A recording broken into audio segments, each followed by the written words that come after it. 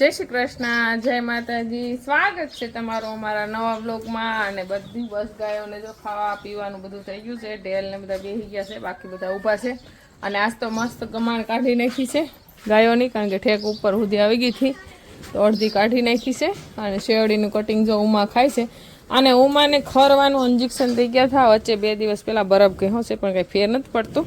અને ડોક નમાવી નથી એકતી તો જોઈશી, કારણ કે દુખે છે બહુ વસ્તે, એટલે હજી બરફ ઘહીશી।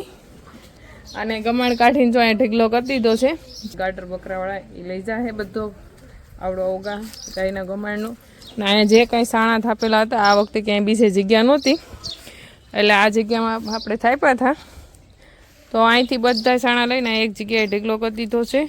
અને આ વીણીને બધા કાઢી લીધા છે। હવે જે કાંઈ ગોર બધા પડ્યા છે એ પણ કામ તો આવે, પણ આપણે રાખવાનું નથી। આ બધું ઢોળીને ઢેગલા કરી દઉં છું।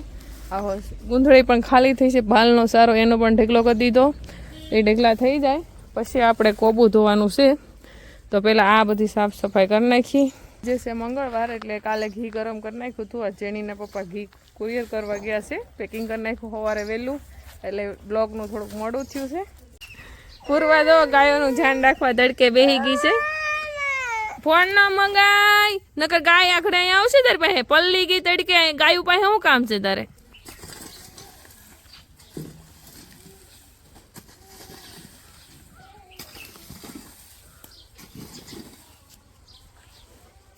આ બધું જે ડૂસનું પડ્યું છે એટલે જામી કેમ ધૂળ માથે ડાબો થઈ ગયું છે, તો પેલા ખપાડે ઉચકાવે અને ઢેગલા કરતો પછી પાવડે કરતો।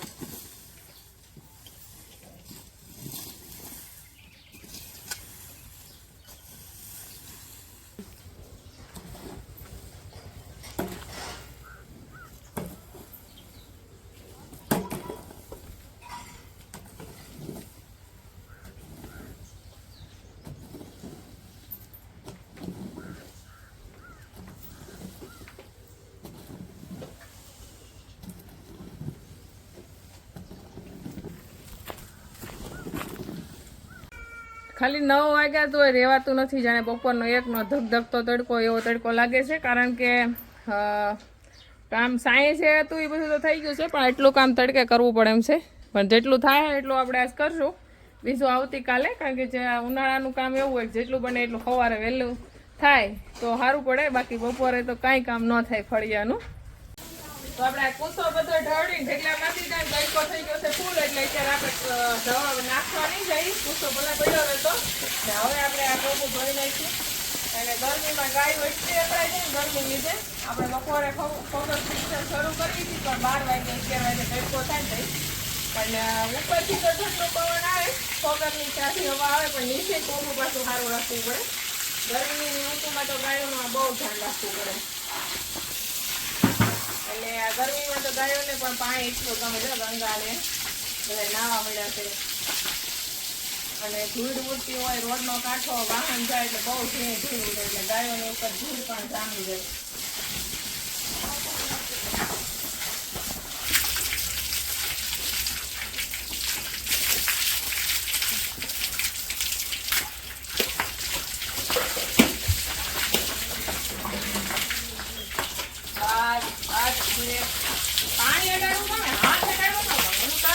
સાડા 10 વાગી ગયા છે, અને ગમાણ કોબુ ગાયો પણ મસ્ત નાઈ લીધી છે, અને એકદમ ચોખ્ખી થઈ ગઈ છે। ગાય બધી નાઈ લે, કોબુ અઠાહારા થઈ જાય એટલે મને બહુ જ ગમે। તો હવે હું અત્યાર સુધી મારે પણ બાકી હતો તો મારો વારો આવે। અત્યારે ગાયોની સાફ સફાઈ થઈ ગઈ છે, એટલે હવે બધી શાંતિથી મસ્ત બેસશે। કોબુ વાળી નાખું એટલે બધું એકદમ મસ્ત સુકાઈ જાય। સુરભીને પણ મસ્ત નવરાઈ દીધી। સાંજનો સમય થઈ ગયો છે, અને મિલ્કિંગનું કામ શરૂ થઈ ગયું છે। બા સોનુનું મિલ્કિંગ કરી આવ્યા, અને એન કે ગોરીનું મિલ્કિંગ કરી આવ્યા। અને કેમ લાગે ગોરી હવે આવ પણ ઉતારે છે અને મિલ્કિંગ પણ કરે છે? એટલું દૂધ કરે છે, આમાં મૂકવી કેમ એને? બા હોનુનું મિલ્કિંગ કરે, અને આજે તો બધી ગાય કોબૂન થયું હતું, નવરાઈ થઈ, એટલે અત્યાર સુધી શાંતિથી બધી મસ્ત બેઠી હતી। અને ઢેલ તો જો હજી બેઠી છે, મારો અવાજ સાંભળી અને ગંગા ઊભી થઈ ગઈ છે। કા ગંગા? ઢેલ જો હજી ઓગાળાના કડાકા કરે છે। કારણ કે ગાયને જેટલી અંદરથી શાંતિ હોય એટલી ગાય ઓગાળે, અને જેટલી ઓગાળે એટલું જ તે દૂધ કરે, અને એના શરીરમાં પણ સારું રહે, શાંતિ બનેલી રહે, અને શાંતિ હોય તો જ ઓગાળીએ કે. અને જો આજે અત્યારે 5 વાગ્યા તો લૂ એટલી પડે છે, તો આપણા ઓટોમેટિક ફુવારા શરૂ જ છે ગાયો ઉપર, ને મસ્ત ગાય બધી શાંતિથી ઊભી ઊભી, અને જાણ તો એટલી મસ્ત લાગે, ટાઢી ટાઢી એસી જેવી. તેલ ઊભી થાય હવે. હાલો ગંગાનું મિલ્કિંગ હું કરી લઉં. લક્ષ્મીનું જેનીના પપ્પા કરશે, રાધા પણ હજી બાકી છે. કા રાધા શું કર? અને બગલીનું પણ છે લે, કારણ કે બગલી અને મોટી ગાય બેની આડો મારે રહેવાનું હોય, એટલા માટે કંકુનું પણ બાકી. તો કંકુ અને ગંગા બેનું મિલ્કિંગ હું કરવા જવાની છું. હવે વારો છે લક્ષ્મીનો. લક્ષ્મી આજ કેમ નિરણ નથી ખાધી? લક્ષ્મી ઓછું ખાય છે નેપિયર. હા, એને નથી ભાવતું. હમણાં પાછી શેવડી ખાય ને એટલે વધારે મોડું લાગતું હોય. કા શેવડી ગળી હોય એટલે નેપિયર ઓછું ખાય. હા.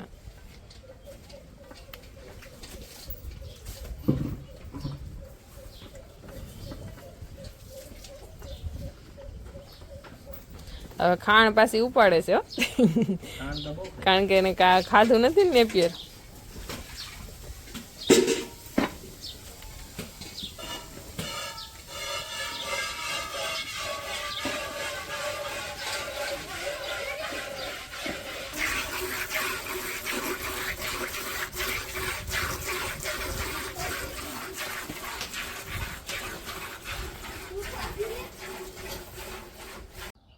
સાંજનો સમય થઈ ગયો છે અને આપણે ગાયોનું બધું કામ મિલ્કિંગ નું કરી નાખ્યું છે. અને આપણે માળા કાલના લાવ્યા હતા, લગાડવા કરતા હતા, પાણી વાળા હતા એટલે મેં કાલ નતા લગાડ્યા. પાણીમાં બોળેલા હતા તાજા, એટલે આજ ભૂકાઈ ગયા છે, તો આજ મેં લગાડી દીધા છે. 3 માળા લાગી ગયા છે અને હવે એક બાકી છે. પછી પાણીનું કુંડું અને સણનું કુંડું એ તો બે હેઠું રાખશું, કારણ કે એમાં રોજ પાણી નાખવાનું હોય અને સણ નાખવાનું.